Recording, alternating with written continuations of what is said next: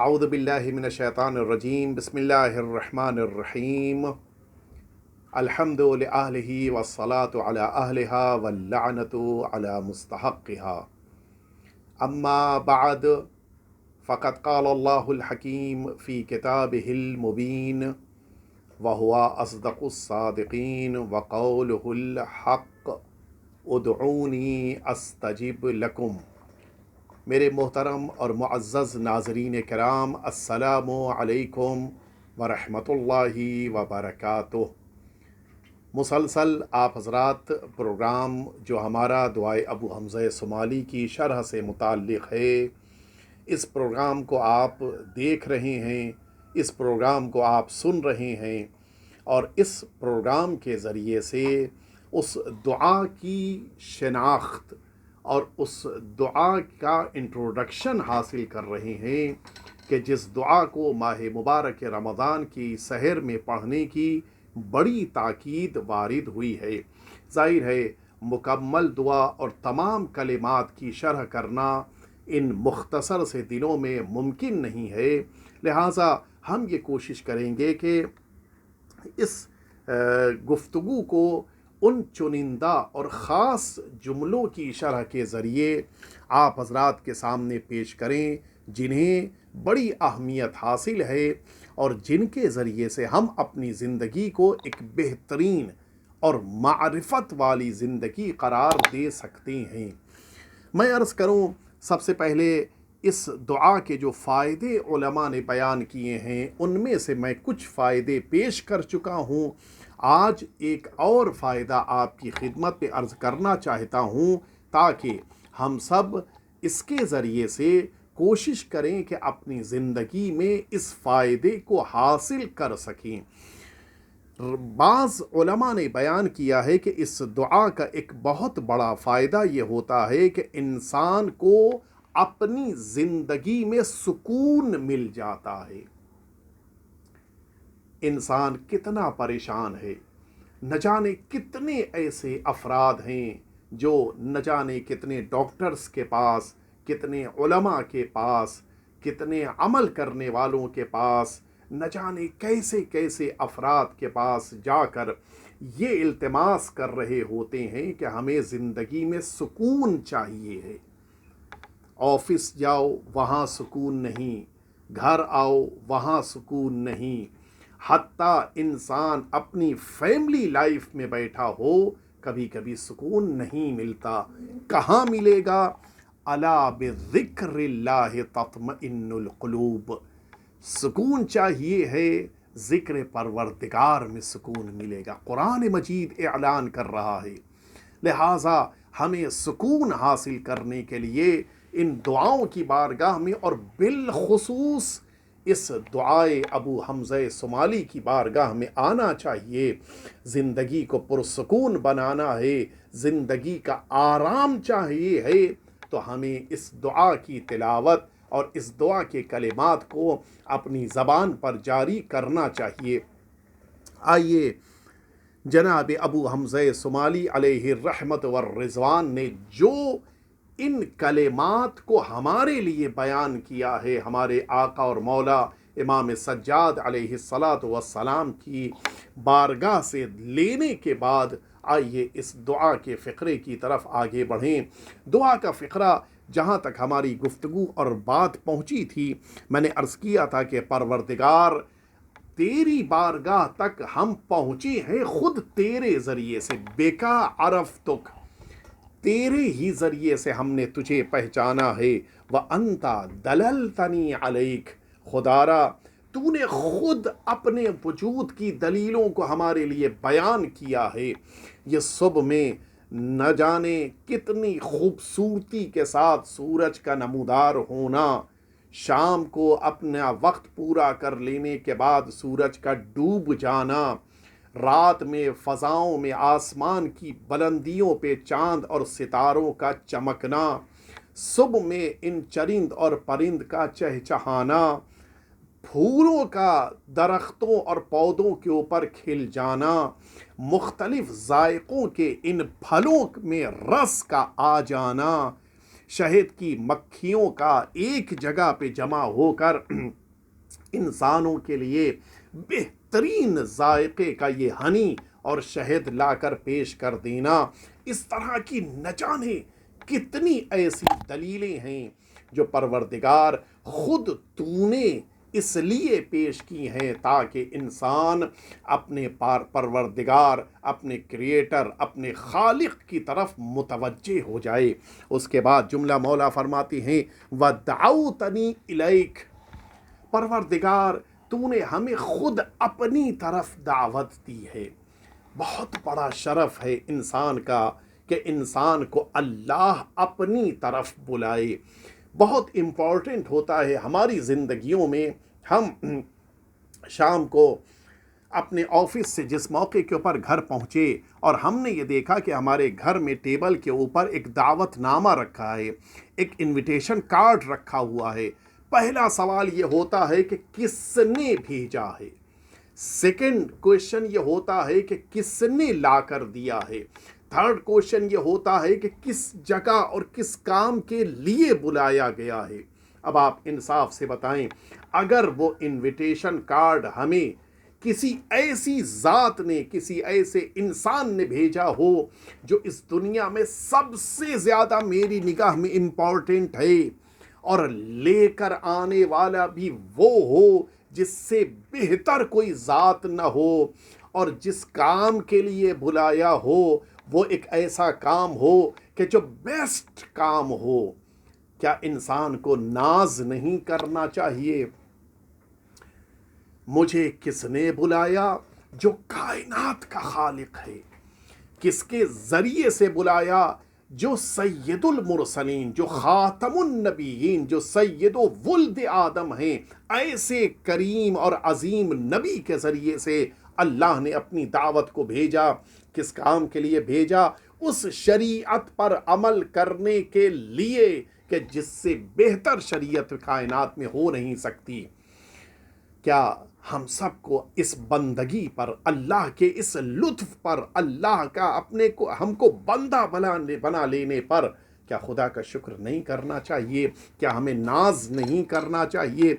शायद यही वजह है कि मेरे आका और मौला सरकार अमीरुल मोमिनीन हज़रत अली इब्न अबी तालिब अलैहिस्सलातु वस्सलाम का वो मारिकतुल आरा जुमला है कि आका ने ये जुमला फरमाया था कि परवरदिगार इलाही कफ़ा बी इज़्ज़न अन अकून लका अब्दा, ऐ मेरे परवरदिगार मेरी इज़्ज़त के लिए बस इतना काफ़ी है कि मैं तेरा बंदा हूँ।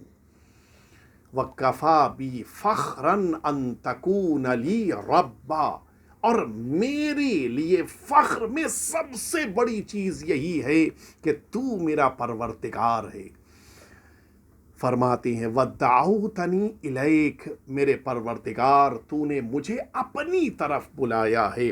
वलौला अंता लम अदरे मा अंत, ऐ परवरदिगार अगर तूने मुझे अपनी तरफ न बुलाया होता, अगर तूने खुद मुझे अपनी ज़ात को न पहचानवाया होता, अगर तूने खुद मेरे लिए दलीलों को कायम न किया होता, नतीजा लम अदरे मा अंत, हरगिज़ मैं न पहचान पाता कि तू कौन है। मैंने तेरे ही करम की बिना पर तुझे पहचाना है, तेरी इनायतों की बिना पर तुझे पहचाना है, तेरे लुत्फ की बिना पर तुझे पहचाना है। कितना अजीम दर्जा है और कितना अजीमुल मर्तबत ये जुमला है जो मौला फरमा रही हैं, अल्हम्दुलिल्लाहिल्लज़ी अदऊहु फयुजीबुनी। तमाम तारीफ़ें उस अल्लाह के लिए हैं कि जिसे मैं पुकारता हूँ तो वो मुझे जवाब देता है। इंसान बहुत सारे औकात जब काम कोई मुश्किल में आन पड़े, न जाने किससे किससे जाके फरियाद करता है। फला मिनिस्टर के पास गया, उसने बात तक करनी गवारा नहीं की। फला पीए और के पास या उनके किसी असिस्टेंट के पास चला गया, उसने कह दिया कि हम इस वक्त तुम्हारा काम नहीं कर सकते। दुनिया में जिसके पास भी जाता है वो بات تک کرنے پہ تیار نہیں ہوتا، لیکن تمام تعریفیں ہیں پروردگار کی، جب میں پکارتا ہوں تو وہ جواب دیتا ہے، میں بلاتا ہوں تو وہ لبیک کہتا ہے، میں یا رب کہتا ہوں تو آواز آتی ہے میرے بندے بتا تجھے کیا چاہیے ہے۔ وَإِن كُنتُ بَطِيئًا حِينَ يَدْعُونِي، خدارا جب میں پکارتا ہوں تو فوراً جواب دیتا ہے، لیکن میں یہ بھی اقرار کر رہا ہوں کہ پروردگار جب تو مجھے آواز دیتا ہے تو میں جواب دینے میں سست ہو جاتا ہوں، میں جواب دینے میں پیچھے رہ جاتا ہوں، میں جواب دینے میں کبھی کبھی مخالفت کرتا ہوں، تو بلاتا ہے تو میں جواب نہیں دیتا، لیکن تجھے میں بلاتا ہوں تو تو جواب دیتا ہے۔ گھروں میں بھی ہوتا ہے، جب اولاد کو، بیٹے کو باپ بلا رہا ہو اور بیٹا جواب نہ دے، اگلے دن جب بیٹا باپ کو پکارے اور کہے میری مدد کرو تو بیٹا کہتا ہے، بیٹے سے باپ کہتا ہے کہ جب میں نے پکارا تھا تم نے جواب نہیں دیا، تو اب جب تم پکار رہے ہو تو میں کیوں جواب دوں۔ دنیا والے جواب بھی دیتے ہیں تو مقابلے کی بنا پر، جواب بھی دیتے ہیں تو اس بنا پر کہ پہلے دوسرے نے جواب دیا تھا یا جواب نہیں دیا تھا۔ ہم کسی کو سلام کریں، وہ جواب سلام نہ دے، 2 دن بعد جب وہ سلام کرے تو ہم کہتے نہیں، جب تم نے میرے سلام کا جواب 2 دن پہلے نہیں دیا تھا تو آج میں بھی تمہارے سلام کا جواب نہیں دوں گا۔ دنیا والے جب کچھ مانگنے کے لیے آئیں تو اور دوسرا نہ دے، کچھ دنوں بعد یہ اس سے مانگنے کے لیے جائے تو یہ بھی نہیں دیتا، یہ کہتے ہوئے جب میں نے مانگا تھا تم نے نہیں دیا، اب جب تم مانگ رہے ہو تو میں نہیں دوں گا۔ لیکن اللہ کا کرم سب سے الگ ہے، بندہ اللہ کی طرف سے آنے والی آواز کو سن کر سست ہو جاتا ہے، صحیح وقت پر جواب نہیں دیتا ہے، لیکن جب بندہ اللہ کو پکارتا ہے تو اس موقع پہ آواز قدرت نہیں آتی کہ میرے بندے میں نے پکارا تھا تو تم نے کب جواب دیا، میں نے پکارا تھا تو تم کب جواب دینے کے لیے وقت پر آئے تھے، میں نے پکارا تھا تو تم سست پڑ گئے تھے، میں اب تمہارے پکارنے پر کیوں جواب دوں۔ لیکن کرم پروردگار ہے، میں بلاتا ہوں تو وہ فوراً جواب دیتا ہے۔ کیا اس سے بڑا لطف پروردگار ہو سکتا ہے؟ کیا اس سے بڑا کرم پروردگار ہو سکتا ہے؟ دنیا والے مقابلہ کرتے ہیں لیکن پروردگار کبھی بھی اپنے بندے سے مقابلہ نہیں کرتا۔ مولا اس کے بعد فرماتے ہیں والحمد للہ الذی اسألہ فیعطینی، تمام تعریفیں اس اللہ کے لیے ہیں کہ جس سے میں مانگتا ہوں تو وہ مجھے دے دیتا ہے۔ وَإِن كُنتُ بَخِيلًا حِينَ يَسْتَقْرِضُنِي، جب وہی پروردگار مجھ سے کچھ مانگتا ہے تو میں کنجوس بن جاتا ہوں۔ اللہ اکبر۔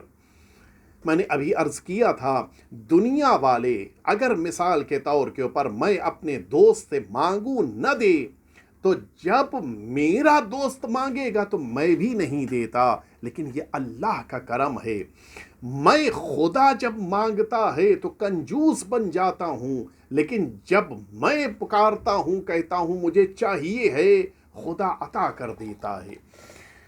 میرے پروردگار نے مجھ سے کہا، اچھا قرآن مجید نے خود اس بات کو واضح طور پہ پیش کیا ہے، من ذا الذی یقرض اللہ قرضا حسنا، قرآن مجید کہہ رہا ہے کون ہے کہ جو اللہ کے لیے قرض حسنا کو دے۔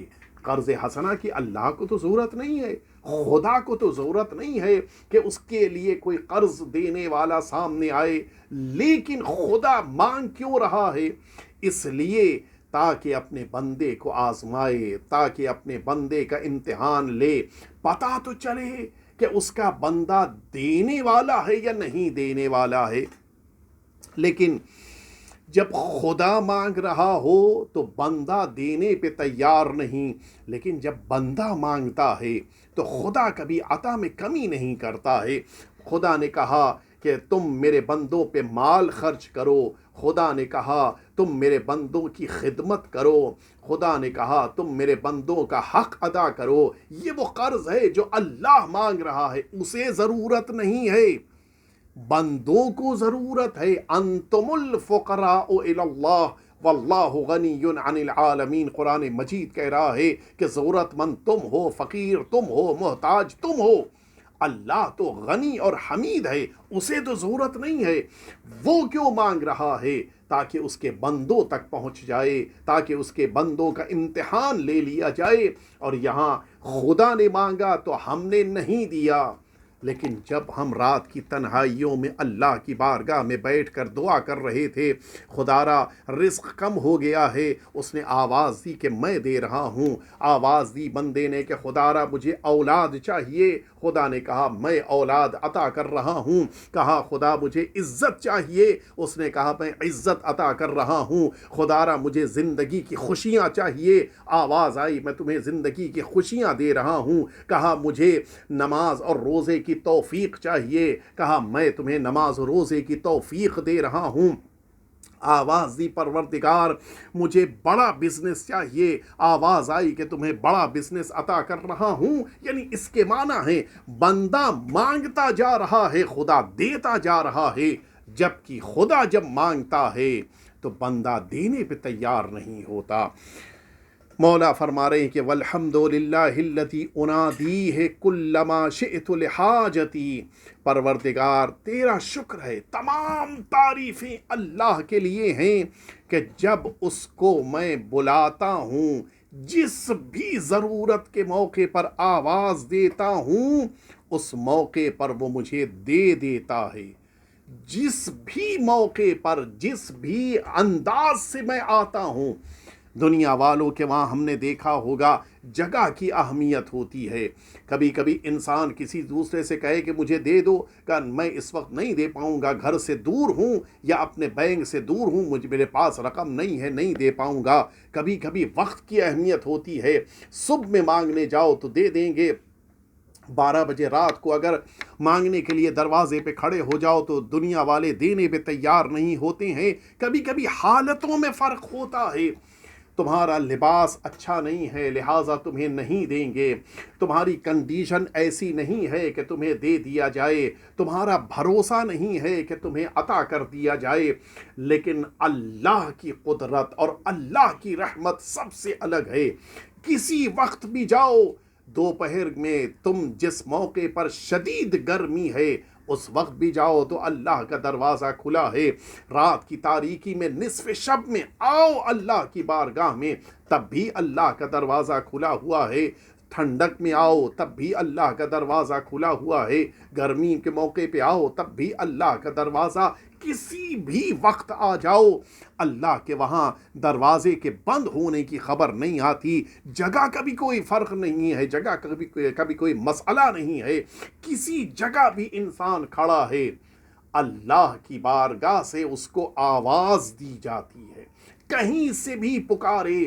تم اپنے گھر میں ہو تب بھی اللہ کو آواز دے سکتے ہو، تم بازار میں ہو تب بھی اللہ کو پکار سکتے ہو، تم اللہ کی عبادت گاہوں میں ہو تب بھی وہاں سے تم اپنے پروردگار کی بارگاہ میں ہاتھوں کو اٹھا کر دعا کر سکتے ہو، اور حالت میں بھی فرق نہیں ہے۔ بیماری میں بلاؤ تب بھی اللہ جواب دیتا ہے، صحت کے موقع پر بلاؤ تب بھی اللہ جواب دیتا ہے، امیری کے زمانے میں بلاؤ تب بھی اللہ لبیک کہتا ہے، غربت کے دور میں آواز دو تب بھی اللہ اپنے بندے کی آواز کو سنتا ہے۔